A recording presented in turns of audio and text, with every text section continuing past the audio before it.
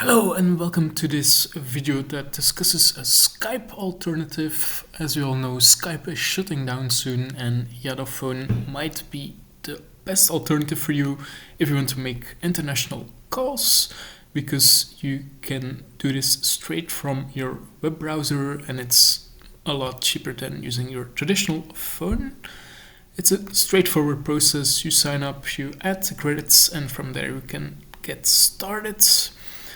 Obviously, there are several countries that you can call to, and from anywhere it should be available as they have no country restrictions.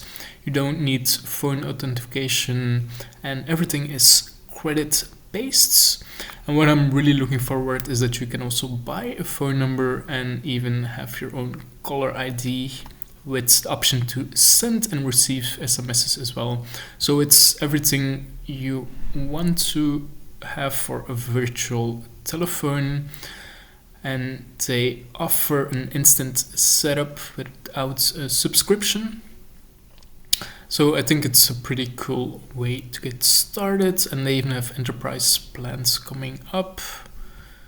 So that was a quick look at Phone, and they should be able to save you a lot of money if you call internationally. So thank you for watching, have a great day ahead and subscribe for more.